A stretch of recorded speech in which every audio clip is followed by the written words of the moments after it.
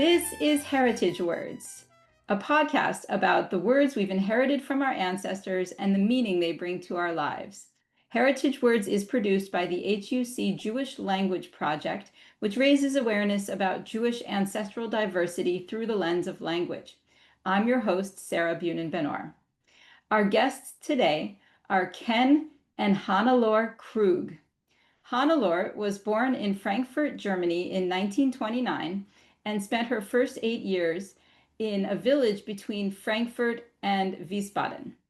Her father and grandfathers were cattle dealers in the Hesse-Nassau region, and Lore arrived in the US in December 1937 and lived in agricultural communities in Middletown and Goshen, New York. After graduating high school there, she worked in a bank. She and her husband, Seymour Krug, had two children, Ken and Joni. They lived in New Jersey, where Hannelore was active in her synagogue and PTA. And we are so happy to have Hannelore's son with us as well today, so we can have a joint conversation. Ken has had a long career as a VP and Chief Financial Officer of nonprofits, including the Asia Foundation, the Rand Corporation, and the LA Jewish Federation. Just like me, he did his undergraduate degree at Columbia College and his graduate work at Stanford, in his case, business school, MBA, and public management programs. And he has a passion for Jewish genealogy, especially looking at the ancestors of his family from Hesse-Nassau region in Germany, and also from his parents, his grandparents, Wilhelm and Olivia Strauss, who emigrated to New York State. Welcome, Ken and Laura, to Heritage Words. We're happy to be here. Great. So I want to start by asking about your names. Tell us about what they mean and if you also have Hebrew names. Let's start with Ken. So my name is Kenneth M. Krug, and my name is Norwegian. Kenneth means handsome, which my parents thought was a cool name back in 1952 when I was born. And my middle name is M. I don't have a middle name, I have a middle initial, M. because I'm named after Moritz, in Hebrew Mordechai, who was my grandfather, Papa Willie's father. So my great grandfather, my mom's grandfather. So my name is Mordechai ben Zalman. My father's name is Zalman. Mom, your name is Hannelore. Yes. What do we know about that name?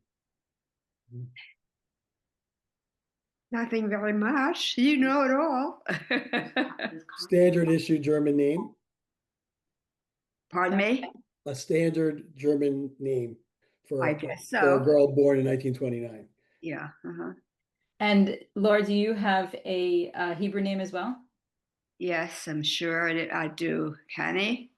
I have to look it up. Okay. Hannah, we'll go with Hannah for now. We'll go with Hannah. Okay, there you go. So we already said where your ancestors were from. Laura, can you tell us about how your family ended up coming to the United States? We had family here. You need to have a sponsor to come to the USA and have a financial sponsor. And we did have that, and that allowed us to come. Okay, and what did you learn about your ancestors? We said your father and your grandfathers were cattle dealers. What Yes. did you learn about their involvement in the cattle industry? Not that much. I was a child. Well, yeah, sorry. We know Papa Willie went to Frankfurt every Thursday for the auction of the cattle auction. And we know that he and Nanny Ollie went and had coffee and cake and went to hear music every Thursday. I remember that Nanny telling me that. But did you know that Papa Willie used a special language, a special language that was used by German Jewish cattle dealers to communicate about the prices of the cows? Or do you know about that, Mom? Vaguely, I remember very vaguely. Yeah, this is something that we at the Jewish Language Project have posted some information about. It's a very interesting phenomenon that the cattle industry was dominated by Jews at one point in history. And I think your dad and grandfather must have been among the last Jews involved in that industry before the Holocaust. And so, because there were so many Jews involved in the cattle industry, there were a lot of Hebrew words that were used within their German.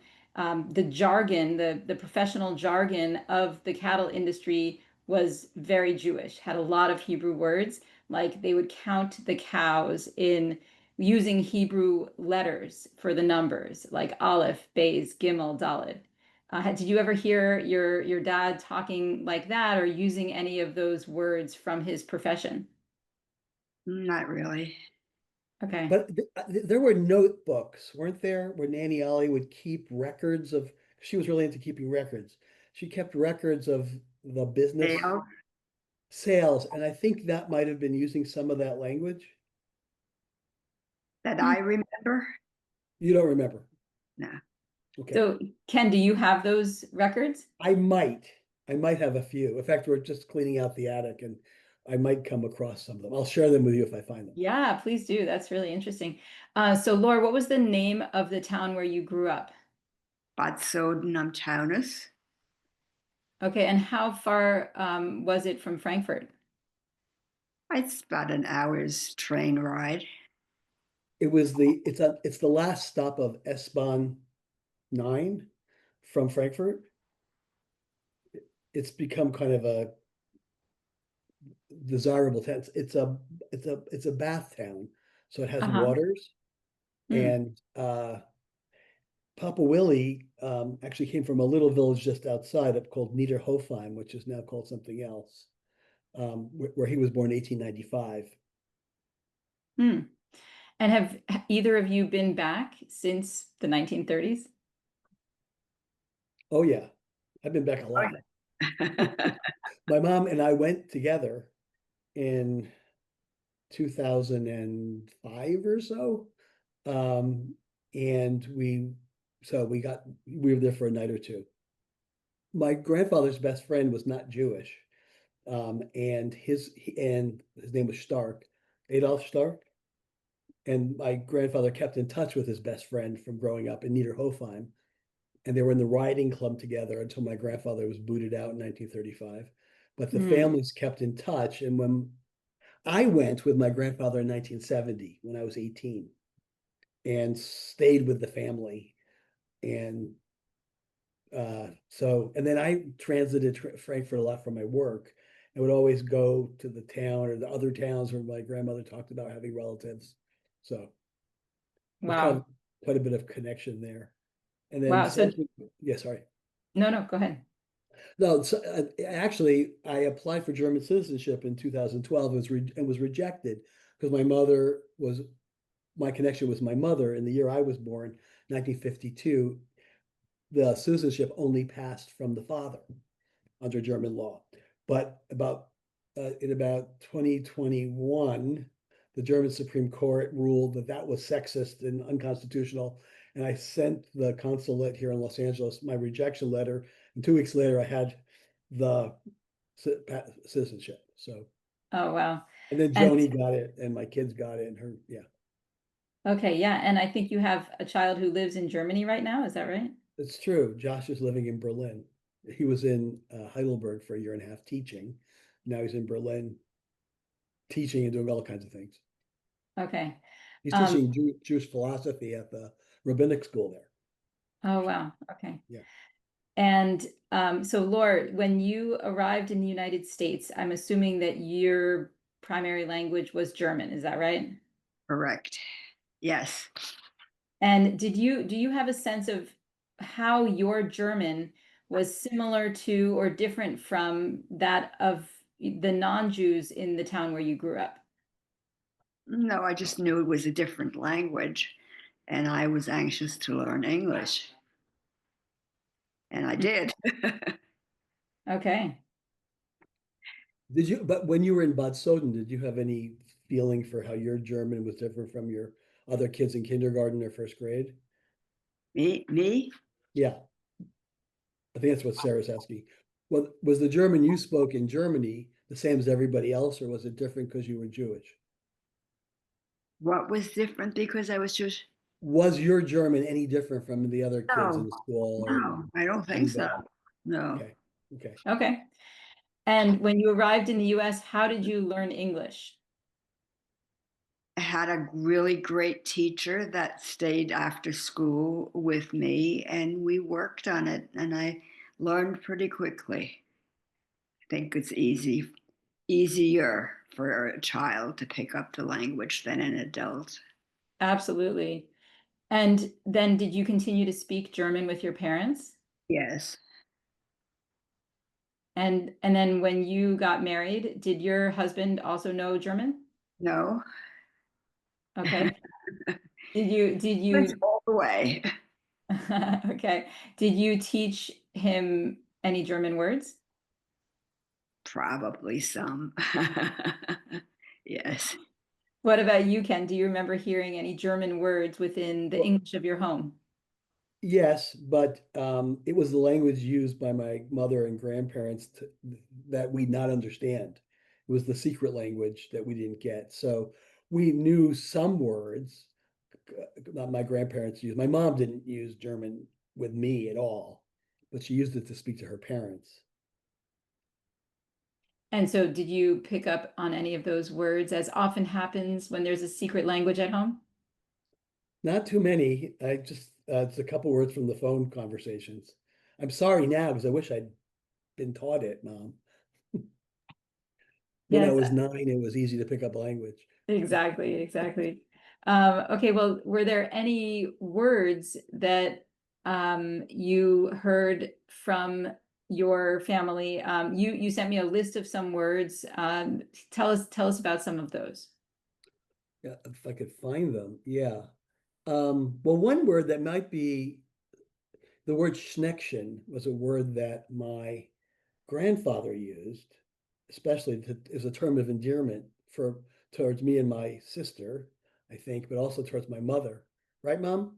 He called Yeah. you schneckchen, and Yes. schneckchen means little snail in German. So we wonder where that came from, what the origin of that word is. A lot of the other words that I sent, which I can't find right now, um, were from. Um, let me see if I could do it this way. Sorry for 1 second. Were from. There we go. Were food words, and then words that were Jewish words like tishkabait. I remember my grandmother's mother came to the United States in 1941, very, very late. And she came with all these prayer books and Bibles where she'd written out Psalms in longhand and sewed in the pages, and I have those documents, those books here Wow. Did she in the write house. them? Did she write the Psalms in Hebrew or German? In German, I think. Yeah, in German. Mm. But she must have been praying some. She would pray on the boat, or maybe when she came to the farm in Middletown where you were when Oma Augusta came. Do you remember her being religious at all, Mom? Yes, I do. Yeah, she prayed Yes. by herself or Yes. right. So, so But Oma, it sounds like Oma is a word that you use, and that means grandma, right? right. Yes. And so can you refer to your grandparents as Oma and No, they were Papueli and Nanny Ali, but it was Oma Augusta was Nanny Ali's mother who lived with her. There's a great got it? tradition, yeah, in the family. So So other word like tishkabate was a word that came to mind. That was tish is a table and gebet is prayer. So that was Birkat Hamazon. Uh, Liebchen, but that's a word that's used by all Germans, I think, for deer. yeah, that's okay. I mean, I'm interested in Yeah. any words that you Okay. remember hearing. So kreppel is a donut, Mom? Yes, Fried donut yes. for Hanukkah or Yeah, just year round? it can be for any time, but it was because of the oil. Right. So there was a lot of food words like my grandmother made when we had meat, she made a dish that was made from fruit, pears, and a dumpling made from flour, I guess, called bienenstich. Bienen or pears. Bienen pears and close are claws or No, they're no, sorry, I assumed that meant bear club. I guess I was wrong. dumpling. Yeah. It was What? dumpling. Dumpling. So there's a bienenstich is a cake. My grandmother was a great baker. Bienenstich was a cake she made. It's a bee sting. So bienenstich must mean bee sting, right? How do you say? Bienen or pears. No, I got that. New subject. The cake Nanny made was bienenstich. We talked about this yesterday a little bit. Do you remember that cake she made with the almonds on top and the butter icing with lemon? Anyway, it's called bienenstich, and apparently that's a German Jewish cake. I'm saying it wrong, probably, Mom. That's why you're not remembering. Yeah. Bienen, Bienenstich. Bienenstich. Mhm. I Um, see it when I'm in. Yeah, Bienen or pears. I understand. But there's another word that I'm saying wrong called a bee sting cake, like bean stitch, something like that. hmm. Okay, well, that sounds like there are a lot of food terms and some, Yeah, I got more, but sure. yeah, and just to summarize so far, and some terms of endearment, and then that one religious term, Tischgebet. Right. And okay, tell us more of the food words you have. Well, we had like my grandmother made a dish called Himmel und Erde, which is heaven and earth, which was a dish made from potatoes from the earth and cabbage from the sky or whatever. So, uh, no, potatoes. With potatoes and cabbage, right, Mom? I think, Himmel und Erde. yeah. And she made Kartoffel Charlotte, which was potato kugel. Kartoffel is potato. And my mother's favorite was gefüllt Kalbbrust, right, Mom? It was Gefüllte, what? the stuffed veal breast. You Yeah. called it gefüllt Gefüllte Kalbsbrust. Kalbsbrust. Gefüllte Kalbsbrust. Yes. So Hmm. it's stuffed veal breast. I know my grandmother talked about in the little village she grew up in the Vogelsberg Mountains, northeast of Frankfurt. There was a communal oven that where the housewives would bring the breads and the cakes to bake together in the same oven. It was, and uh, she was baking all the time, as I know her on the farm. There was always some cake going on, right, Mom? Yes. Yeah. So, Laura, what were some of your favorite things that your mom would make? I loved all the stove cakes, the crumb cakes, Streuselkuchen, and anything chocolatey was always good. Well, she made that noose tort, right, for Pesach? Nusstorte, yeah, Yeah, with noose tort chocolate with rum icing. right, which was a flourless nut meal based cake that we still Hmm. make. Yeah. Remember that? Oh, wow. And so can you still make it? How did you get the recipes? From my grandmother, I actually have a bunch of recipes, but many of them are take a handful of this and put it, they're not specific. But I just retired, and one of my projects for retirement is to try to recreate Nanny Ollie cakes and stuff because I thought she was a great baker. Oh, wow. Did you get the recipes in English? Yes, in English, in her form of English, which with her own original spelling of everything. So I guess the names of some of the foods were in German. I Yeah, I guess so. Yeah, she would have called it, yeah, the thing that it was. Like, I'm saying it wrong, bean stitch was what she would call it, this bee sting cake. for instance. Yeah. And so, okay, let's hear a few more. I think you have a few more food words. Something about matzo balls. Well, that no, actually, these are just things I remember. They're not German words. Uh-huh. There was a game that there was a thing that called Huppa Huppa Reide. Do you know about this? This is No. a it's a German like nursery rhyme for little kids who sit on your knee and then Mm, you bounce them up and down and then you fake have them fall. mm. Huppa Huppa Reide. So I always assumed it had to do with riding a horse or something, Mom. What is Yes. Huppa Huppa? Reide is like riding the horse or something. Yeah. What does it mean? So, Laura, would you mind reciting that for us? Writer, Yes. wenn er something a writer, wenn er, Reide. wenn er fällt, when he falls, he cries. In German? He cries in German, yes. Okay. But if you like, let's pretend you have a baby on your lap right now or a child and you want to do that little nursery rhyme with them. Can you just do it for us? Say it. Don't translate it, just say it. Huppa Huppa Reide. Hoppe, hoppe, reite. Wenn er fällt, dann schreit er. And I don't know the rest. Okay, well, that's good. That's good. What about any songs? Do you remember singing any songs in German? No. I think when we came to the States, my parents tried to get away from German as much as they could. Hmm. They How had, about in German? How about when you were in Germany? hmm? In Germany, did you remember singing songs?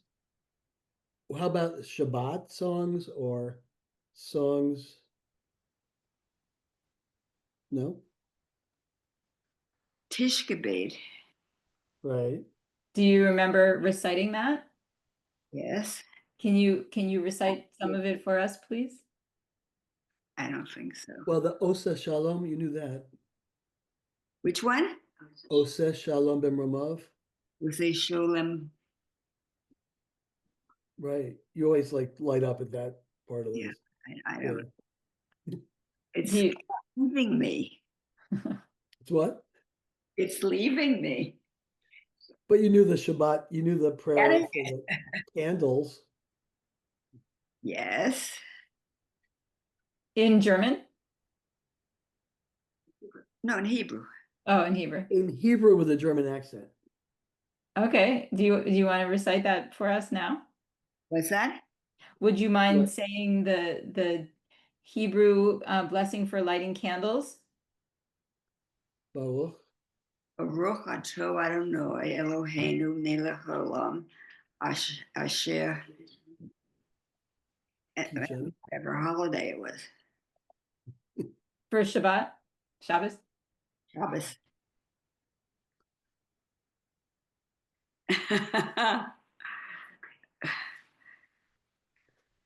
I love when you say it, Mom, because I could hear the German Hebrew accent. Hmm. And what about Passover? Do you remember any songs in German that you sang for Pesach? No. How about the four questions? Which? Four questions? Manish Tana? Oh yeah, Hallelu yeah. Yeah. Let's hear it. Let's hear it. With a little prompting from my kids. Ma. Yes. Okay.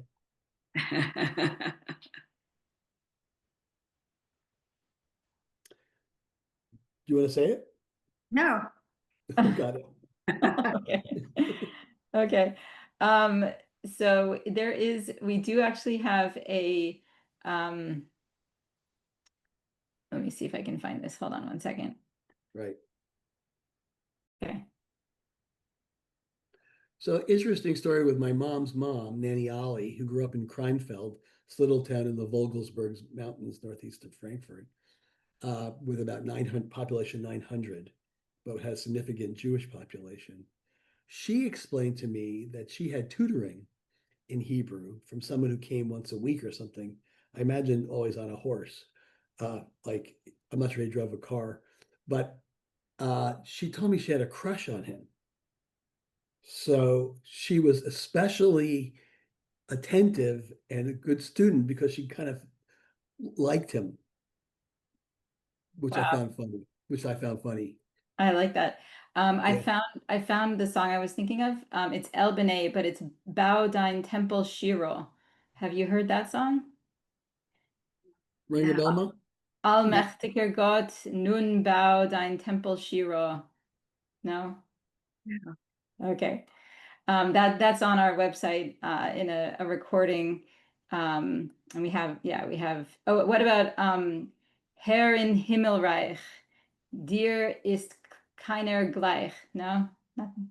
Doesn't sound familiar. Okay. Okay, well, now I want to turn to how these words are maintained in your family. Ken, have you used any of these food words or the terms of endearment with your children? Do we use, Uh, Food yeah, words maybe, but maybe not so much. Um, Probably not very much. Okay. And what did you call synagogue growing up, Laura? synagogue? And is that a word in German? Like what would you call it in German? Do you remember? No, It was Okay. across the street from your house. It was synagogue, right? synagogue was Hebrew. Yeah, but it's also how you called it in German. In Germany, there's synagogues, I think. Yeah, okay. What about holidays? What's your word for holiday, a Jewish holiday? Rosh Hashanah, Yom Kippur. But for the category holiday, Huh? What? for What's your generic term for holiday? Like if you wanted to just say, any Jewish holiday. Hmm? You say holiday. You have a different way to say holiday. Different words for holiday. Like would you say Yontif or Yes, Yontif? I think I think we'd say the name of the holiday. Hmm. right, Good Yontif was what Nanny and Meant Good Yontov, special right, holiday. We right, in would, Ashkenazi Hebrew, yeah. it wasn't the name of a holiday. It Right, but was you'd say Good Yontif when you came back from synagogue on yes, Rosh Hashanah, Yom Kippur. yes, yes. Yeah, that makes sense. So have you, since your parents passed away, Laura, have there been opportunities for you to speak German at all? Not some, yes. Yeah. Who did you speak with? Would I speak to? Yes. Huh? Josh. Josh. Tony said, Josh, yeah. But maybe that cleaning lady, often the cleaning ladies came from Austria, right? Do what? The women who worked for you in the house Yeah, doing the cleaning, the housekeepers, they yeah, spoke German, a lot of them. yes, yes, yes. You would talk German to them. I spoke German to them. Mm. Yeah. And so you said you've spoken German to your grandson. Is that his request or your request? His And why did he want to learn German from you? wanted to learn the language. I didn't know about this. He Would What's practice with you. what's that? He would call you to practice a little. He practiced. Oh, he practiced was speaking to me. Great, great. I think that's pretty common for the grandchildren of immigrants to be interested in learning their grandparents' language and to connect with them through language. Yes, That sounds like it must have been special. yes, it was. In fact, I don't know if you know this, Sarah, but Josh stayed with my mom in New Jersey in her home at the beginning of COVID and finished his dissertation in her house. For 5 months, he stayed with you. Yes, You guys were together from 2020 to 2021-ish. Oh, wow. So, Laura, did you speak to him in German then? He spoke some. He spoke mostly English. Mm-hmm. Mm-hmm. But that was before all the Germany stuff started. Uh-huh. Before he moved to Germany. Right. Okay. Yeah. So Laura, I want to ask a little bit more about your childhood growing up in New York. Tell us about the community where you lived and what kind of agriculture did your family work in? Dairy. Uh, we lived uh, in an apartment above a garage, I think. And it was my parents and my grandmother, my mother's mother, and various relatives, some from England. Uncle Isidore was from Runkle. Some people lived in Brooklyn. They came to Pine Lane Farm, or they were just in New York State. Pardon When me? Isidore and Yaakov, they were in Middletown in Goshen with you. Yeah. Hmm. I know that you lived with your uncle Gustav Barman, your father's brother-in-law, um, when you first arrived. It was through him they got the permission to come to the United States, and so you lived in your aunt and uncle's home Yeah. farm in Middletown. But it was difficult uh, to be there. It was like your mom and dad were working for relatives, Right. and when the opportunity presented itself to get out of there, you did, and you went. Papa Willie went and became a tenant turkey farmer in Goshen, right? And that opened up a whole new world for me How's that? because the school was set up for kids that lived out of town. There were lots of school buses that picked up and dropped off. So if there was a play to be put on, the bus accommodated those kids. Unlike the one room schoolhouse where all the There, grades together when you right, started to go to right, school when you right. first arrived in 1938. Yeah, Yeah. And you were at that, you went to high school in Goshen. Was your father a turkey farmer during high school? yeah, So you were there for quite a while yes, in Goshen on that farm as a yeah, turkey farmer. It was only after you graduated that Papule got a farm of his own, a dairy farm of his own with yes, up to 200 cattle. yes.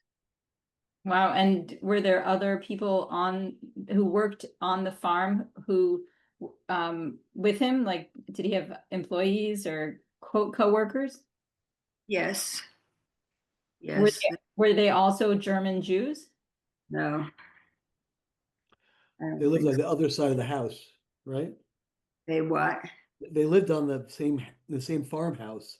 They had their own side of it, didn't they? There was workers living on the property. Think so. Yeah. Well, everything it was all school bus oriented, so we were able to go to all different affairs. Hmm. When you were on the farm too. Yes. Yeah. That's great. And do you have siblings, No, Laura? No? only child, spoiled child. Schneckchen. Huh? Schneckchen. Yeah. Little snail. That's great. That's great. What else, what other recollections do you have about your childhood experiences, especially with regard to language? It came pretty easily to Your me. teacher taught you? Your teacher What? stayed late to teach you? Your teacher Oh, stayed late Joni said, did my teacher stayed late to teach teach you me? English. Yes. In the beginning, she did. The teacher did stay after school. What about this, Mom? You spoke German to your parents? Did you speak German to your cousin, Ruth? Your I your think first I cousin? probably spoke English to her. Or Kurt? Do you speak German to anybody else in Middletown or Goshen? How about your parents had lots of friends who were German Jews. Probably did.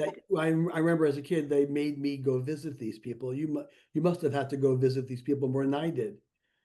Katie Sherrill and all the rest of all those people on the farms They all up spoke there. German. They spoke German, so you were schlepped along with, like I was, right, to go visit these people, and you Yes, must have spoken German to them, yes. right? And home with the most delicious cakes. There you go. Not your mother's, Katie Sherrill's. 80s. What were some of your favorite cakes that you had at her home?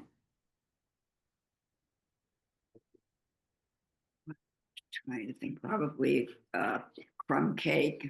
Remember butter cookies? Butter, she made delicious butter cookies. How do you say butter cookie in German? Cookie in German. I don't know. Or butter? Buddha. Buddha. I don't know. Sorry, I interrupted. No, that's okay. And so where did those friends live? Also in Goshen? The German. The friends of your parents were in Goshen and Middletown? They were mostly Middletown. They were Mhm. Yeah. Goshen. And those two towns are pretty close to each other, right? Yeah. 10, Yeah. 15 minutes. So there was also a sizable German Jewish community in Washington Heights. Did you have any connection to that community? There was family, not my family, my family's family lived, they had apartments there.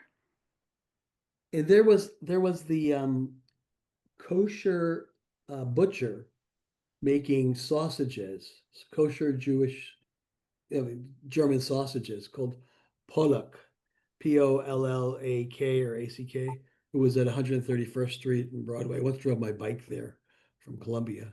Um, and he made the best smoked sausages, kosher sausages.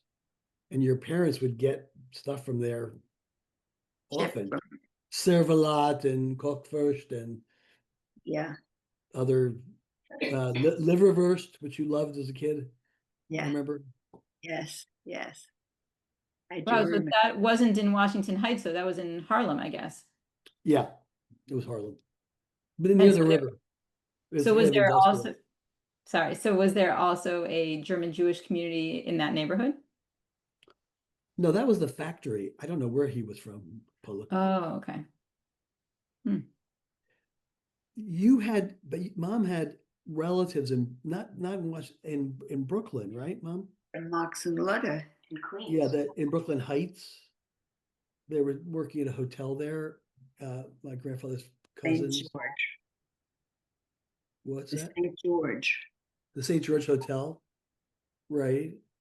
And the other people, I remember you talking about being sent to some of these people's homes for weekends and you hated it. There was other relatives you went to stay with in New York or in Brooklyn or in Queens or something. Those were my grandmother's relatives. Right. Was a cousin, I guess. Uh-huh. So Ken, I'm wondering what you feel in terms of connection to German Jews in general. Does it feel like an important part of your identity? Yes. In fact, I have this hobby of genealogy and family history, and which I continue to pursue. So yeah, it's very important to me. Um, to understand the origins, to understand family stories, family history, and through that lens, understand German history, European history, Jewish history. So um, I have a sort of an active practice in this. I actually had a call this morning with somebody on my father's side who just tested there's a DNA match, and we're trying to determine how we're connected. Hmm. And what is your advice to other people with German ancestry about doing that kind of genealogical research? Well, they're lucky because there are two groups of people for whom Jewish genealogy is easier. One are German Jews, the other ones are the children of rabbis. Rabbinic families, there's great records, and Ah, the Germans were very, as you can imagine, like it's kind of characteristic, very organized and kept records. So if the records exist, and we have records in our family, some go back to the 18th, 17th century, maybe even older for some on some lines.